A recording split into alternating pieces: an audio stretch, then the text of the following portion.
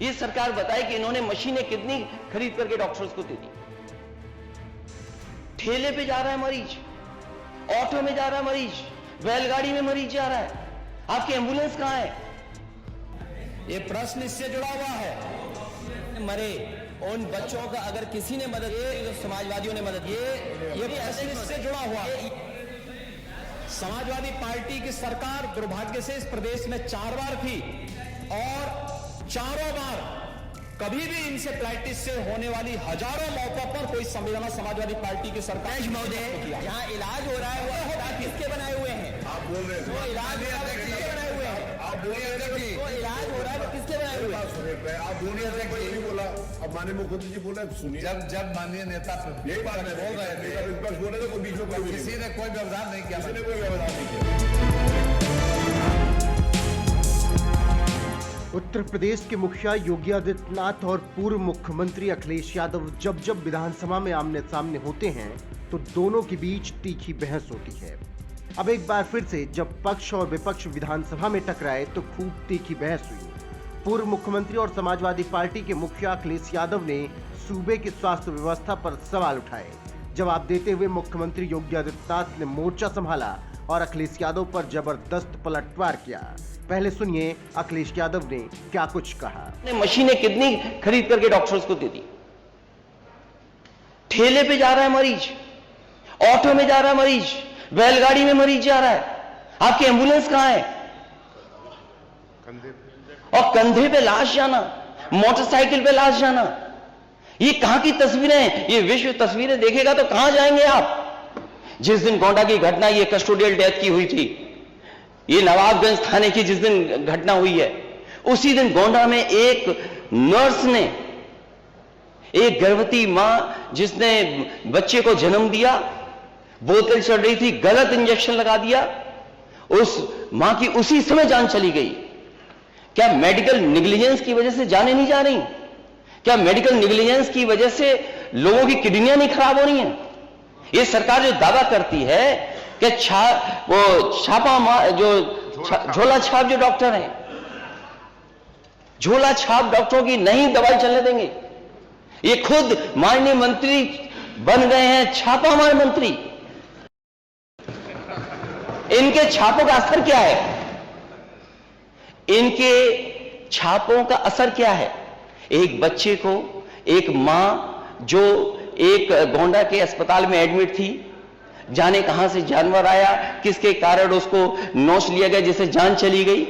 जब पत्रकारों ने हंगामा किया, शोर किया, सवाल पूछा, इनके पास, माननीय मंत्री जी के पास जवाब नहीं था। पता नहीं कान में क्या कह दिया, कान में कुछ कह दिया। ये कान वाला इलाज क्या है आपका कि पत्रकारों ने उसके बाद सवाल नहीं पूछा आपसे? ये कान वाला इलाज क्या किया आपने? और जहां जहां छापे मारे हैं, आपके जाने के बाद क्या तस्वीर बदल गई है, कभी माननीय मंत्री जी ने सोचा है? एक जानकारी मुझे मिली, मैंने एक सीएससी की तस्वीर ला दी और कहा कि देखिए एम्बुलेंस बंद पड़ी है, पानी भरा हुआ है, डॉक्टर है नहीं, मरीज इंतजार कर रहे हैं, डॉक्टर आए नहीं है, दवा नहीं है। क्योंकि माननीय मंत्री जी डिजिटली बहुत स्मार्ट बन रहे हैं आजकल। उन्होंने तुरंत अपने अधिकारियों को खड़काया होगा। वहां के अधिकारी गए, पूरा का पूरा सफाई कर दी और तस्वीर लगा दी इन्होंने कि मैं, जो पूर्व मुख्यमंत्री, वो झूठ बोल रहे हैं, सत्य नहीं बोल रहे हैं। लेकिन मैं धन्यवाद देना चाहता हूं, भारतीय जनता पार्टी का ही वो चैनल है, उसने माननीय मंत्री जी की पोल खोल दी। हमारी तरफ से कोई असत्य बात नहीं थी। अगर कोई सच छिपा रहा था तो सरकार सच छिपा रही थी।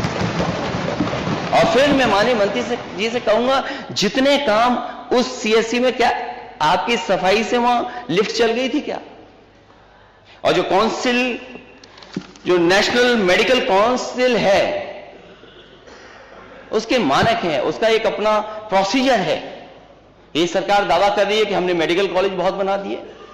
आजादी के बाद जितने मेडिकल कॉलेज बनाए सबकी सूची जारी कर देते हैं ये लोग। और शायद अध्यक्ष महोदय, हमारे पार्लियामेंट मिनिस्टर जो बैठे हैं वो जानते होंगे, शाहजहांपुर का, इनके जिले का सबसे पहले अगर किसी ने मेडिकल कॉलेज का शिलान्यास किया था तो मैं गया था, और उस समय के स्वास्थ्य मंत्री नड्डा जी गए थे कि नहीं गए थे? वो योजना दिल्ली की थी कि जिला अस्पतालों को कैसे मेडिकल कॉलेज को बनाया जाए। मैंने पिछली बार भी सुझाव दिया था और फिर देता हूं मैं सुझाव। अगर आप पे बजट की कमी है तो आप स्वीकार क्यों नहीं कर रहे हैं नेता सदन? अगर बजट की कमी है तो नेता सदन स्वीकार क्यों नहीं कर रहे? और नेता सदन को बजट देना चाहिए अपने डिप्टी सीएम को। क्यों डिप्टी सीएम को नहीं बजट दे रहे हैं? और हो सकता है डिप्टी सीएम को बजट इसलिए नहीं दे रहे हैं अध्यक्ष महोदय, क्योंकि उन्होंने 2 मंत्रियों को बेरोजगार कर दिया। मैनपुरी की करहल सीट से विधायक अखिलेश यादव के इन्हीं सवालों पर सीएम योगी आदित्यनाथ ने बखूबी जवाब दिया और समाजवादी सरकार की पूरी पोल पट्टी खोल कर रख दी और उनकी सरकारों में स्वास्थ्य व्यवस्थाओं की बदहाली को याद दिलाया। सुनिए किस तरीके से सीएम योगी आदित्यनाथ ने भरी विधानसभा में अखिलेश यादव को लताड़ लगाई। एक वर्ष में होती थी, जनपदों के अंदर जो मौतें हो रही थी वो अलग है, जो लोग हॉस्पिटल तक नहीं पहुंच पाते थे वे अलग थी।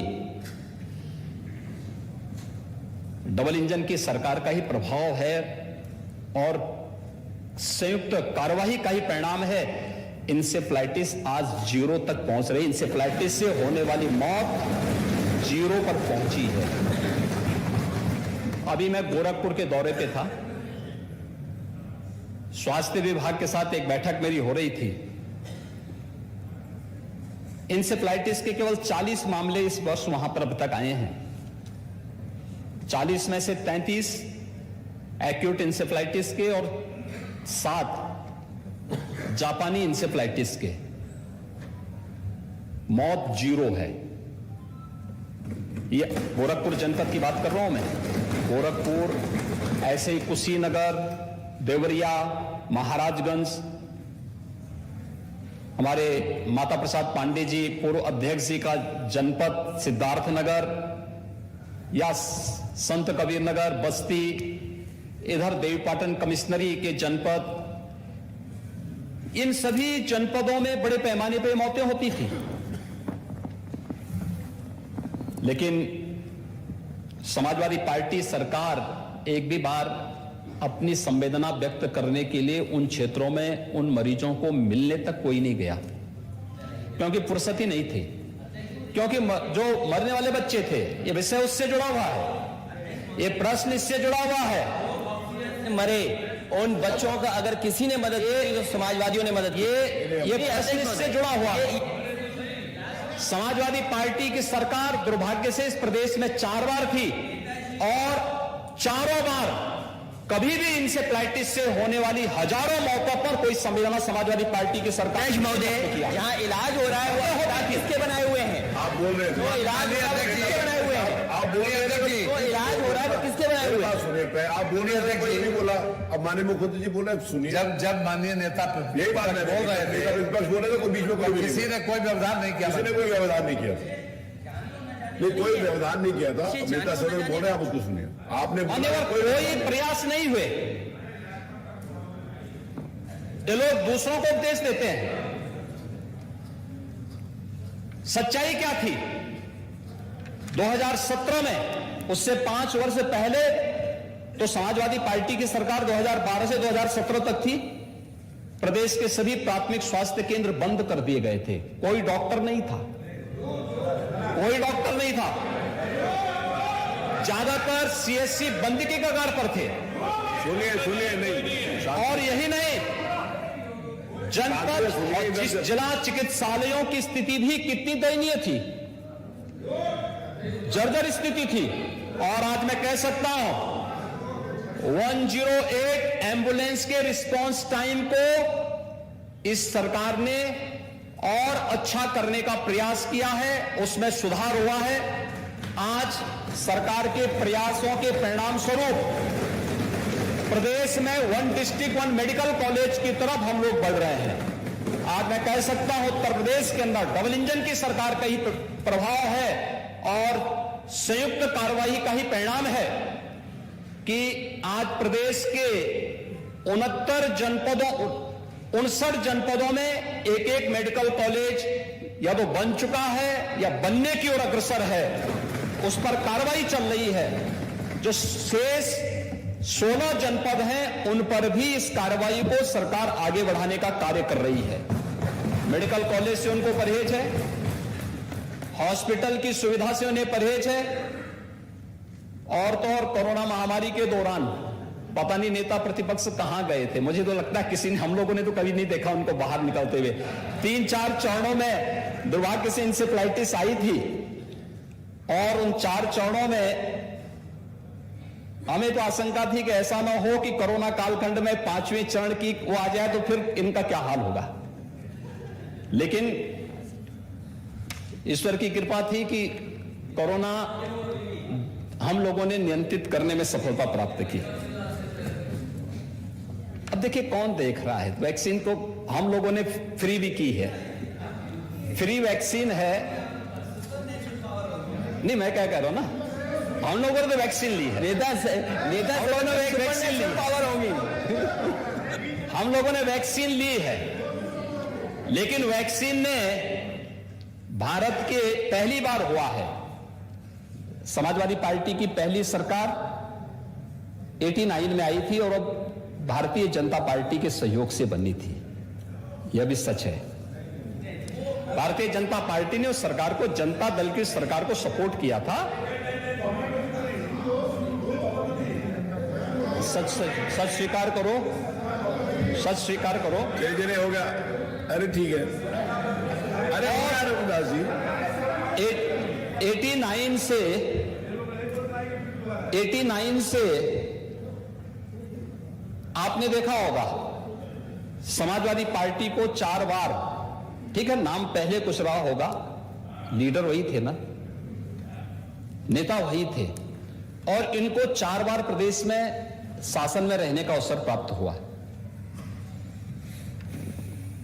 मैं नहीं कहता हूं, पूरा देश और पूरी दुनिया इस बात को कहती कि इनके शासनकाल में प्रदेश के हर क्षेत्र का अवमूल्यन हुआ है, उसमें अभिवृद्धि कहीं नहीं हुई है, कहीं नहीं हुई है। ये हर व्यक्ति कहता है।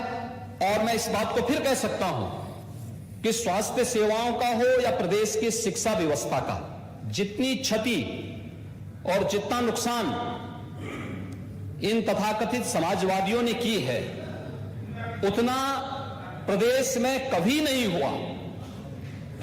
और आज प्रदेश को उसकी पहचान दिलाने के लिए ही राज्य सरकार अपने स्तर पर कार्य कर रही है। आज प्रदेश में हर प्राथमिक स्वास्थ्य केंद्र में हर सप्ताह आरोग्य मेला का आयोजन होता है। हर आरोग्य मेला में 1.5 लाख से लेकर के 3 लाख तक पेशेंट आते हैं।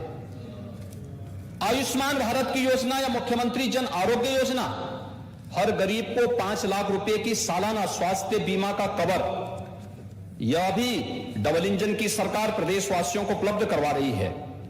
और जहां तक कोरोना वैक्सीन की बात है, कोरोना वैक्सीन पहली बार हुआ है कि किसी महामारी के आने के मात्र 9 महीने के अंदर वैक्सीन भी देशवासियों को प्राप्त हो गया था। और इसके लिए प्रदेश प्रधानमंत्री मोदी जी का आभारी है कि जिनके प्रयास से देश के अंदर 2 स्वदेशी वैक्सीन आए और 2 करोड़ से अधिक वैक्सीन की डोजेस देशवासियों को प्राप्त हुए। ये कोरोना वैक्सीन देश के नागरिकों को एक सुरक्षा कवच के रूप में उसने पूरे देशवासियों को एक संबल दिया।